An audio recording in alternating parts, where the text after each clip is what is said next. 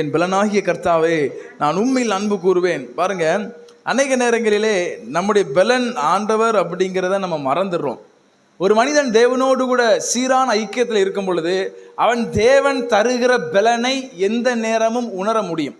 இன்னைக்கு ஏன் நிறைய நேரங்களில் நம்ம மன சோர்வடையும் போது தேவன் தருகிற பலனை உணர முடியலை அப்படின்னா நம்ம ஆண்டவரோடு கூட சரியான ஐக்கியத்தில் இல்லை. பாருங்க, கவலைகள் வருமா, பிரச்சனைகள் வருமா, தோல்விகள் வருமா, நெருக்கடிகள் வருமா அப்படின்னா மனுஷனாக இருக்கிற எல்லாருக்குமே அதெல்லாம் என்ன செய்யும், வரும்.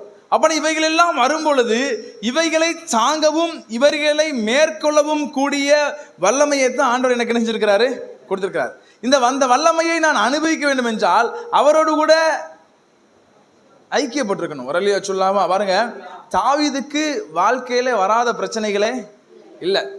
தாவீது துரோகத்தை சந்தித்தார், பிள்ளைகளாலே விரட்டி அடிக்கப்பட்டார், தான் எஜமானாய் நினைத்த சவுலால் விரட்டி அடிக்கப்பட்டார், குடும்பத்தால் ஒதுக்கி வைக்கப்பட்டார், குடும்பத்தில் அவரை ஒரு மகனாவே என்ன செய்யலை, நினைக்கல. ஏன்னா வசனத்தில் வாசிக்கும் பொழுது சாமுவேல் தீர்க்கதரிசி தாவீதுடைய வீட்டுக்கு வந்திருக்கிறார், அப்பா வீட்டுக்கு வந்திருக்கிறாரு. அவங்க மகன்ல ஒருத்தர் அபிஷேகம் பண்றதுக்காக அபிஷேகம் பண்ண வந்திருக்கும் பொழுது தாவீதுடைய அப்பா தாவீதை ஒரு மகனாவே தீர்க்கதரிசிட்டு என்ன செய்யலை, காட்டலை. அப்போ நான் தன் சிறு வயது தொடங்கியே தாவீது இவ்வளவு நெருக்கடியான காலகட்டங்கள் வழியாய் கடந்து போனாலும் நிறைய சங்கீதம் அவர் தான் நினைச்சிருக்கிறாரு. சந்தோஷமாகவும் பாடியிருக்கிறாரு, கவலையாகவும் பாடியிருக்கிறாரு, அப்படின்னா எதிர்பார்ப்புகளோடும் பாடியிருக்கிறாரு, ஜெபமாகவும் பாடியிருக்கிறார். அப்படி ஆனால் என்ன அர்த்தம் அப்படின்னா அவர் எல்லா சூழல்களிலையும் தேவ சமூகத்தில்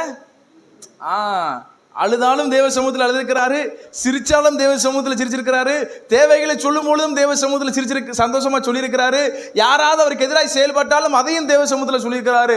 அதனால தான் இவ்வளவு சங்கீதம் என்ன செய்யுது இருக்கு. இன்னைக்கு நீங்கள் நானும் பாருங்க,